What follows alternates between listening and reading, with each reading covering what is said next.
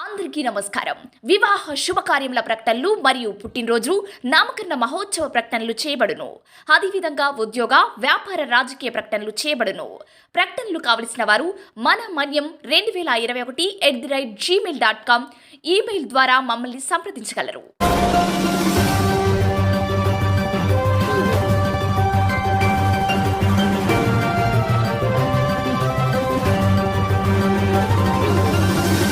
మన మనీ న్యూస్కి స్వాగతం.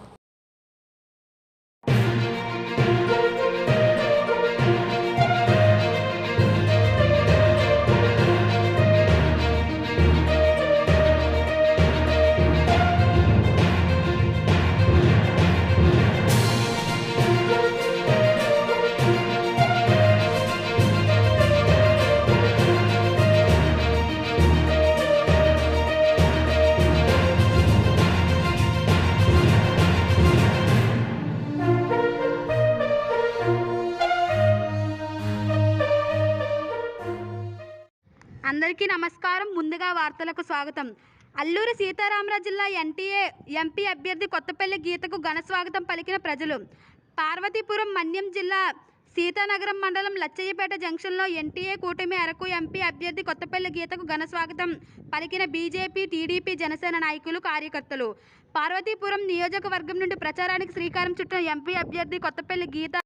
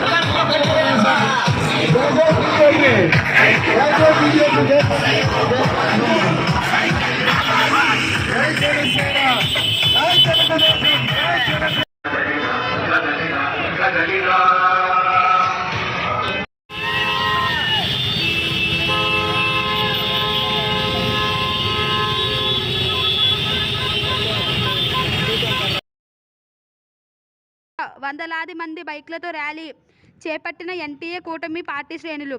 లచ్చయ్యపేట నుండి పార్వతీపురం వరకు భారీ ర్యాలీ చేపట్టిన ఉమ్మడి పార్టీ శ్రేణులు. రోడ్డు పొడవున మంగళహారతులతో స్వాగతం పలికిన పలువురు మహిళలు, ప్రజలు.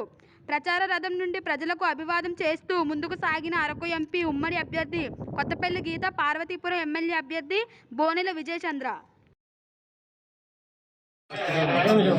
ఈరోజు మనం చూస్తే దేశంలో నరేంద్ర మోడీ గారి నాయకత్వంలో మన దేశం ఒక విశ్వగురువుగా నిలబడిన పరిస్థితి మనం చూస్తున్నాం. అలాగే ఆంధ్రప్రదేశ్ పరిస్థితి చూస్తే మళ్ళీ ఒక 20 సంవత్సరాలు వెనక్కి వెళ్ళిపోయిన పరిస్థితి. సంక్షేమం పేరుతో ప్రజల్ని మోసం చేసుకుంటూ, అభివృద్ధి శూన్యంగా ఉంటూ, ఈరోజు ప్రజలందరినీ, అన్ని వర్గాల ప్రజల వారిని మోసం చేస్తూ తన పబ్బం గడుపుకున్న ఒక సైకోపాత్ అంటే మన జగన్ని మనం చూస్తున్నాం. ఈరోజు ముఖ్యమంత్రి గారు జనాలందరినీ కష్టపెట్టి, బాధపెట్టి, ప్రజలందరూ ఇబ్బంది పడుతుంటే చూసి ఆనందించే పరిస్థితి ఈరోజు మనం చూస్తున్నాం రాష్ట్రంలో. అది చాలా చాలా బాధాకరమైన విషయం. ఎందుకంటే కేంద్ర ప్రభుత్వ నిధులు కూడా రాష్ట్రానికి సరిగ్గా రానివ్వలేదు. సర్పంచుల నిధులతో సహా సర్వం కూడా స్వాహా చేసిన పరిస్థితి ఈరోజు గవర్నమెంట్ ఉంది.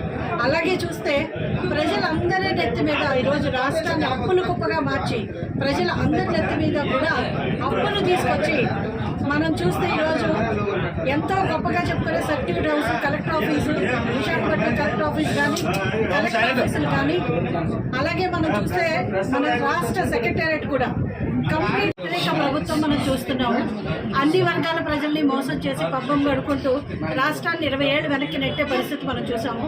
కాబట్టి ఈ కూటమి ఎవరైతే ఎలక్షన్ ఇన్ఛార్జ్గా మాకు ఇక్కడికి వచ్చారో ఆయన దీన్ని ఒక త్రివేణి సంగమంగా అభివర్ణించడం జరిగింది. ఎందుకంటే గంగా, యమున, సరస్వతి 3 కలిస్తే ఎంత పవిత్రంగా ముందుకెళ్తుందో, ఆంధ్రప్రదేశ్ అభివృద్ధి కోసం, సంక్షేమం కోసం చిత్తశుద్ధితో ఈ కూటమి పనిచేస్తుందని చెప్పడం జరిగింది.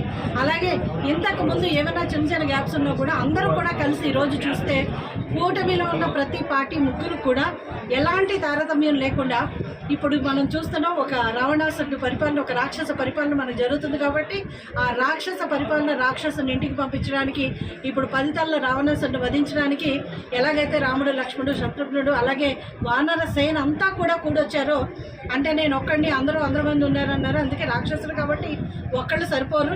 అందరూ కలిసి, ప్రజలందరితో కలిసి మమేకమై ఈరోజు ప్రజలందరూ కూడా ఒక నిర్ణయం తీసుకున్నారు.